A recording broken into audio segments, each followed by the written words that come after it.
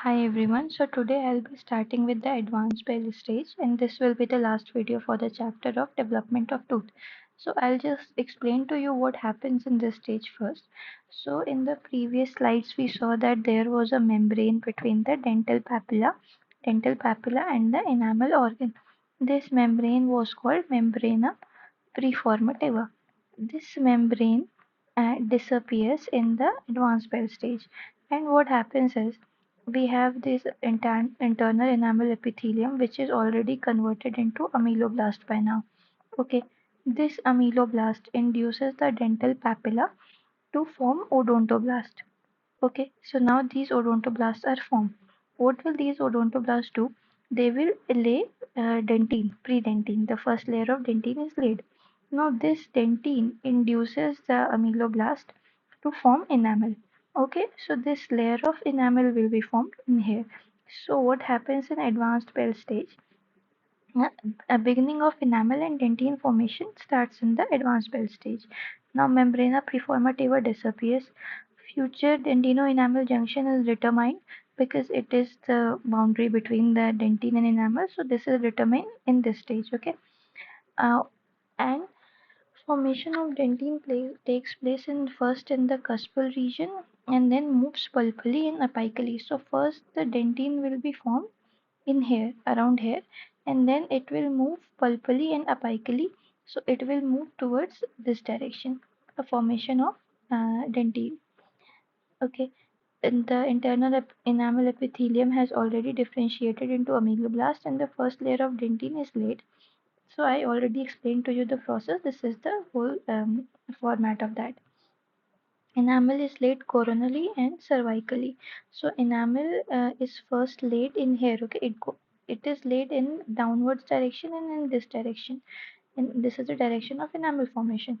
And development of root begins after the formation of dentine reaches the cemento-enamel junction.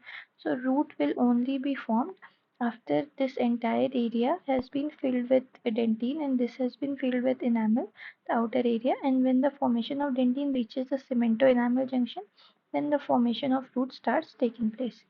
Now moving to the Hertwig's epithelial root sheet. Okay, so this is how the formation of root will start taking place through this structure. What is this structure?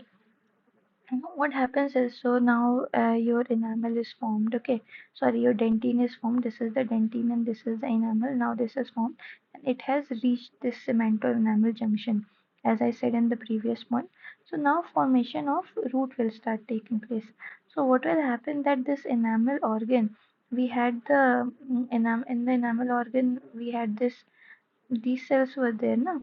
The outer enamel epithelium and the inner enamel epithelium. So this tiny part, I'll explain in here. So this tiny part in here, it has inner enamel epithelium and outer enamel epithelium, and this part bends. Okay, it forms a 90-degree angle, and this is called Hertwig's epithelial root sheet. Okay, so this is the Hertwig epithelial root sheet, and this will form the entire root.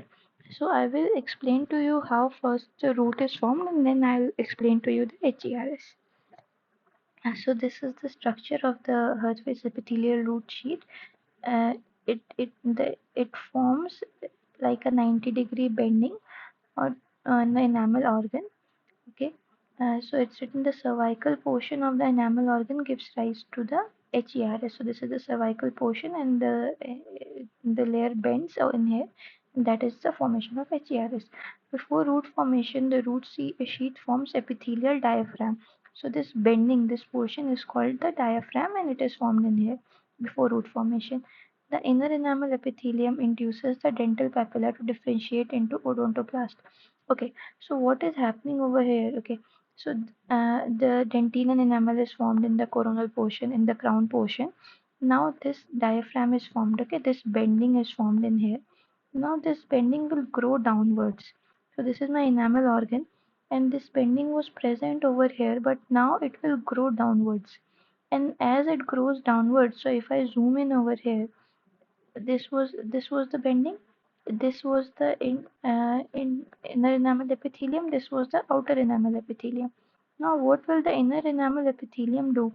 Since this area is also dental papilla, okay, so it will induce odontoblast formation. And now when it will induce odontoblast formation, dentine will be formed.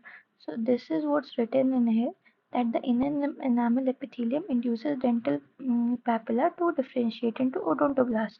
Okay, lengthening of the root sheath along with formation of odontoblast take place. So this root sheet keeps going downwards. Okay, and the dentine formation is happening simultaneously.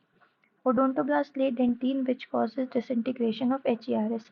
So as soon as dentine is formed in here, this actually causes a breakdown of the HERS. So over here you see the dentine is formed and the HERS is broken down.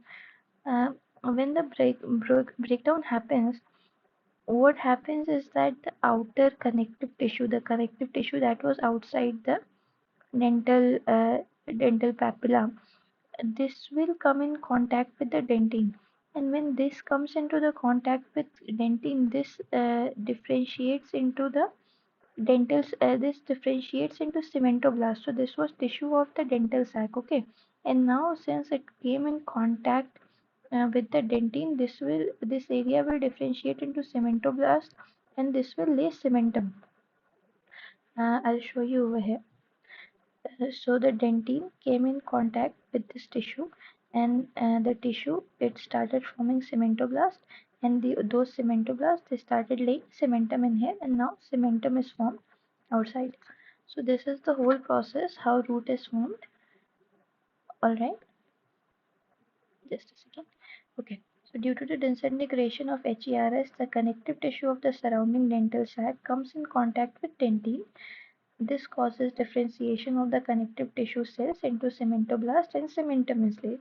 So I explained to you the formation of enamel, dentine, and now cementum. This is basically how the entire tooth is formed. Now, some details about the HERS. It comes in as a short answer, short note as well. So HERS is the Hertwig's epithelial root sheath. It is two-layered structure derived from most apical part of the enamel organ, which plays a significant role in root formation. So you saw that it had a two-layer, it forms the root. Okay, functions of HERS. It outlines the future root and determines the shape, size, and number of roots. Okay, so it outlines. Obviously, it keeps growing downwards, and that's how the root is formed. It will determine the shape, size, and number. I'll explain to you how it will determine the number in just after this. HERS is formed from enamel organ. It molds the shape of the root and initiates radicular dentine formation. So I showed that to you as well. HERS consists of outer enamel epithelium, inner enamel epithelium. The inner enamel epithelium remains short and does not produce enamel. Okay, so the inner enamel epithelium was not converted into ameloblast, and it did not lay enamel in this scenario. It did that in the crown portion but not in the root portion. This induces difference. It only induces differentiation of dental papilla into odontoblast to form radicular dentine. Okay. Now fate of HERS. What happens to HERS?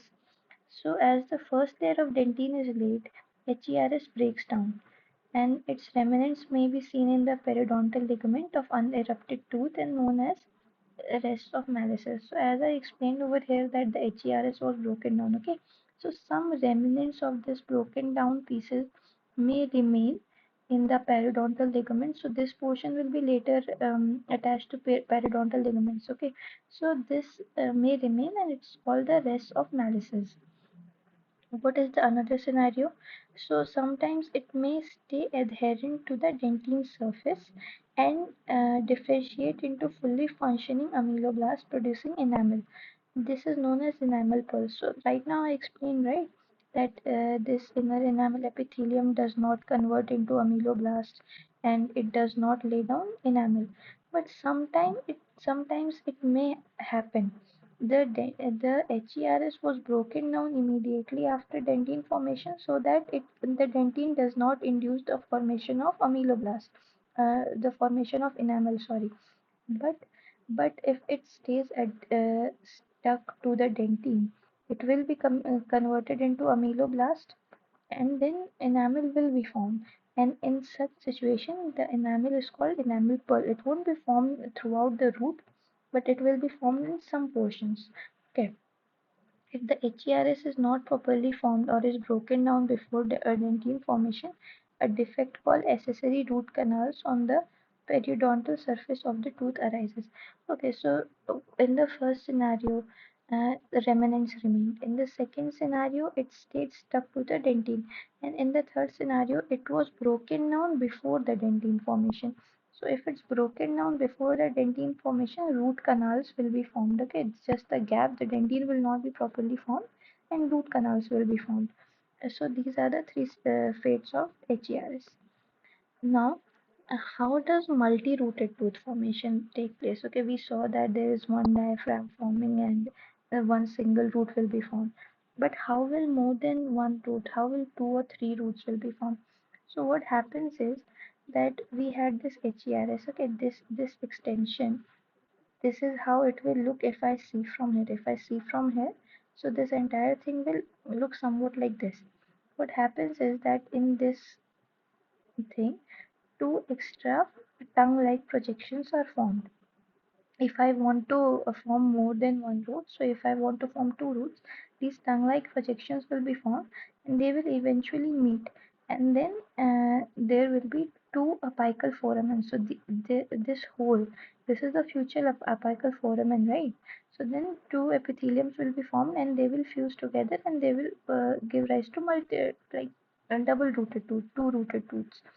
And if I want to form three roots, so what will happen? Three such diaphragms will be formed and they will be fused in the center, and then three roots will be formed. One, two, three. Okay, this is the entire process. How do I write it? So in multi-rooted teeth, differential growth of epithelial diaphragm takes place. So differential growth means that there is some extra specialization over here. Some tongue-like extensions of the horizontal diaphragm develop in the case of two in the case of lower molars and three in the case of upper molars, because the lower molars have two roots and the upper molars have three roots, so there will be two diaphragms in here and three in here. These extensions then grow towards each other and fuse the same, and the single cervical opening is converted into three openings. So they fuse together, and then this one hole is converted into two holes or three holes. Okay, towards the pulpal surface, the dentine formation starts over these extensions. So now this is formed, and you might say, okay, this is formed in here, but how does dentine formation start? So when this fusion occurs, then dentine formation starts taking place in this direction over these extensions. Okay, so these extensions will give rise to dentine in here, and over here. Now, physiological stages of tooth development. So this is the last topic for this chapter, and this mainly comes in as a short note. So what we studied was morphological stages of tooth development. So it was based on what the enamel organ looked like. But now we will talk about what was happening inside the cells. So that is physiological stages of tooth development. So the first stage initiate, and we'll correlate it with the morphological stage just to understand it better. Okay. So the first stage was initiation. This stage marks the beginning of tooth development initiated by the interaction of oral epithelium and underlying mesenchyme leading to the formation of dental lamina. So physiological stages is mainly based upon the chemical interactions or whatever, like the tiny signalings that is happening between the cells, that is the physiological stages. So in the first stage there is just interaction between the oral ectoderm and the ectomesenchyme. Okay, now the second stage is proliferation. During this stage, the dental lamina grows into buds and rapid proliferation of the epithelium into the mesenchyme. So we saw how we had an I'll just draw the diagram, how we had oral ectoderm, and then we had the mesenchyme, and then this ectoderm like proliferated into the mesenchyme. So this is the proliferation stage. Okay, now the histodifferentiation stage. In this stage, the cells within the dental bud begin to differentiate into specific cells such as ameloblast and odontoblast. So the whole thing, how we had the whole bud stage, sorry, cap stage, early bell stage, and advanced stage. The whole three stages where the entire formation was taking place. So this is the histodifferentiation. Okay, and morphodifferentiation, here the shape of the tooth begins to take form as cells continue to differentiate into different structures, including enamel, pulp, and cementum. So right now there was internally like things were going on, but now in the morphodifferentiation it will take form of the tooth that is going to be formed. So this is the morphodifferentiation. And apposition stage. In the final stage, the enamel, dentine, cementum, and pulp are deposited in successive layers, resulting in the formation of fully developed tooth.